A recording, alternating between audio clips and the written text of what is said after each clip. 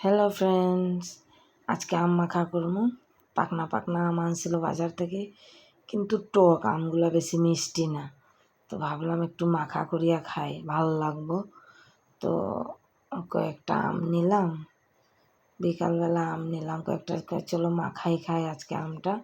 টক বেশি তো এই কয়েকটা শুকনো মরিচ পুড়াইলাম।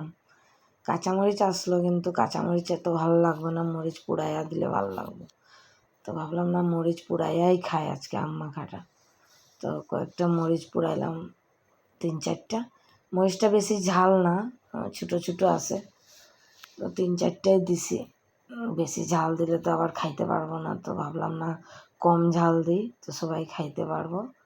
তো একটু চিনি লবণ নিলাম, বেশি কিছু দিব না আজকে আম মাখায়, সিম্পলভাবেই করবো। চিনি লবণ আর শুকনো মরিচ পুড়াইয়া মাখাটা করবো। তো শুকনো মরিচ পুড়াইয়া দিছি, কারণ কি গন্ধটা খুব সুন্দর শুকনো মরিচের।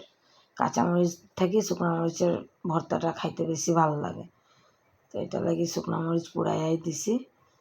আর চিনি দিছি, আমটা টক তো চিনি না দিলে বেশি ভালো লাগবে না। শুকনো মরিচ দিয়ে আম ভর্তাটা খাইতে যা ভালো লাগছে আজকে, ঘরে সবাই খাইছে, খাইয়া কইছে খুব ভালো হয়েছে। তো তোমরাও এরকম, যদি তোমরাও বাজার থেকে আনার পরে আমটা টক থাকে, তো তোমরাও এরকম আম মাখা করিয়া খাইতে পারো। টক যদি হয়, খাইতে খুব ভালো লাগছে। এরকম বানাইয়া খাইও।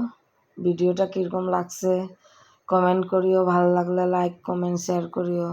বাই বাই, আবার আমি একটা নতুন ভিডিও নিয়ে।